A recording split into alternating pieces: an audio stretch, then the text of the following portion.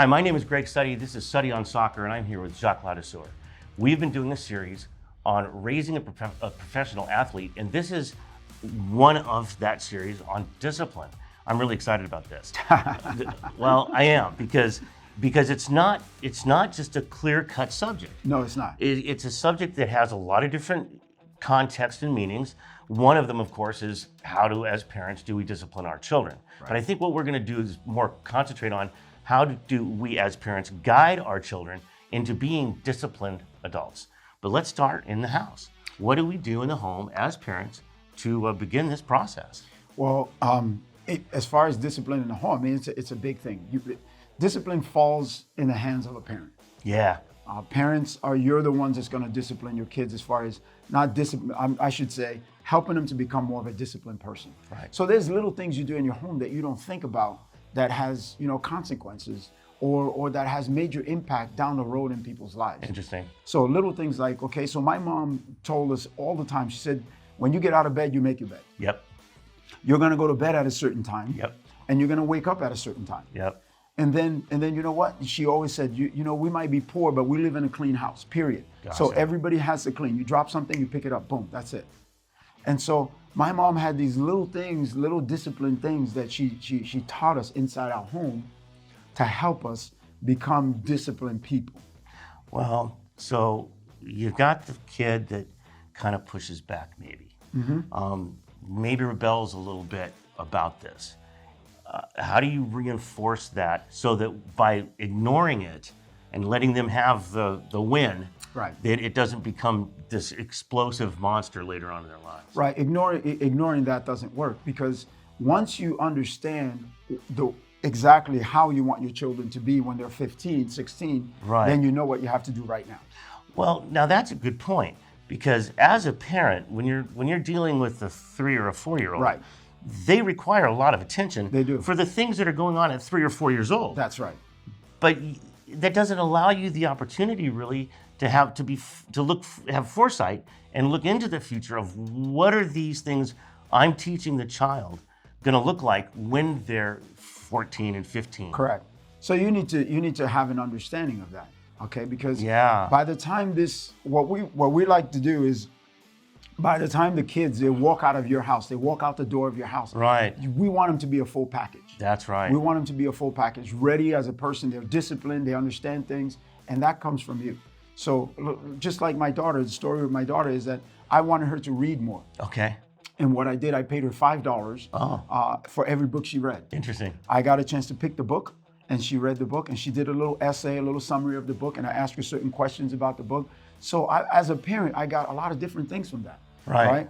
So I got her to read a book. I got her to understand a new subject. Right. And also I help her to develop a reading habit. That's right. Which at a very early age in her life, which is very important to me, right? Right. And then the other thing is I also showed her that there's a reward for being disciplined. Absolutely. The effort reward thing. Exactly. I would imagine that would be something that, depending upon the child and their personality, a parent could incorporate a similar idea with maybe the larger chores around the house, maybe the mowing of the lawn, right, or something like that. You can incorporate that same kind of an idea, because it does have a multiple, aspect of result. It does, because discipline, there's a lot of things that intertwine. You talk about mowing the lawn. You may pay your kid $5 to mow the lawn. Right. Right, but that teaches them how to work yes, for rewards. Absolutely. And so that's important. That's an important discipline. That's an important topic. Some people might say, well, I much rather pay my gardener. I say, well, you're going to pay your gardener $15. Why don't you pay your kid $5? I mean, that's a lot easier, right? It costs less, but it teaches your kids a lot more. Right. And what happens is that all these little things, they transfer into the field. Right. All right. So what about as the parent in situations that aren't necessarily directly related to the child, just how I live my life, and the child's watching everything we do? Exactly. So how does that play out? Well, it's very important. So we'll take it to the field. For example, you have parents that bring their kids to practices. Every single week, their kids are late. Okay. Okay, so when the kid is late every week, all the other kids, they say, well, he's always late. Yep. Right? All the other kids are saying that. And the parent is saying, well, I can't get there on time. But the kid all of a sudden now starts to think that they're always late. Oh, interesting. I'm always late. I'm always behind. So it creates this incredible effect in their mind that, wait a minute, I'm always late. Why am I late all the time? I hadn't even thought of that. I was thinking it more along the line of, the parent showing a bad work ethic and getting them there late, and that reflecting upon the parent.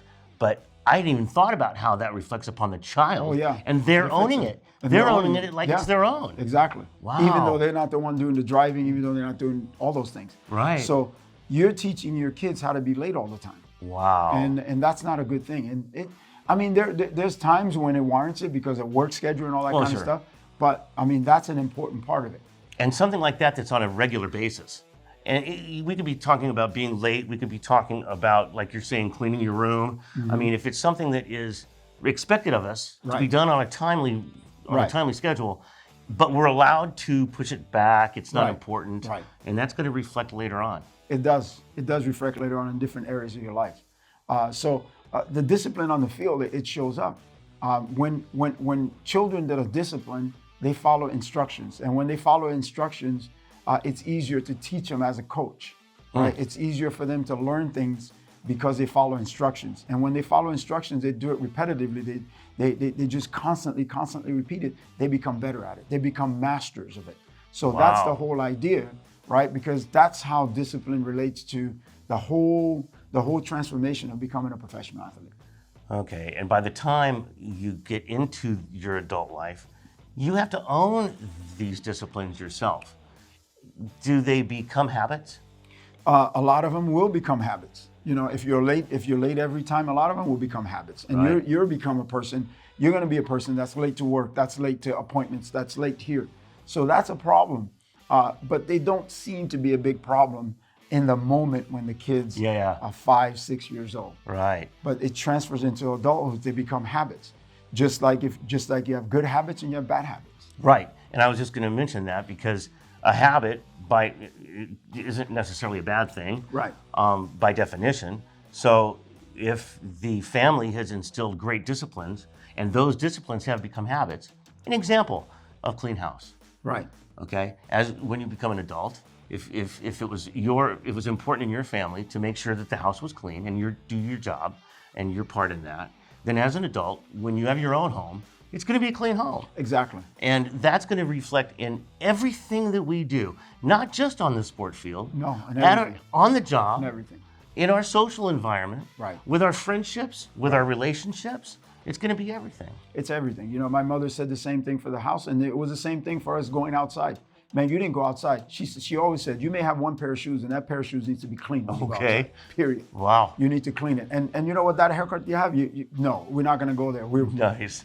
Everything had to be, because she used to always say, you represent me.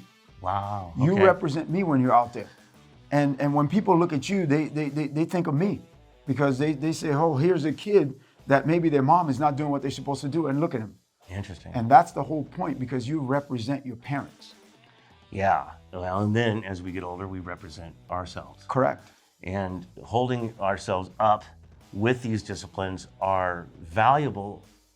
They're valuable lessons to be learned. Jacques Ladouceur doesn't pull a punch when it comes time to talk about these subjects. I think it's pretty interesting how what Jacques has talked about with us has been a continued build of depth, profound importance in our lives as parents and as in the kids' lives as they're being raised to be professional athletes. Jacques Ladouceur, this has been an outstanding opportunity to talk with you again. Keep watching. Thank you very much. It's been great sharing with you today. This has been a passion of mine for such a long time. You can contact me in the email below and also purchase the books in the links below.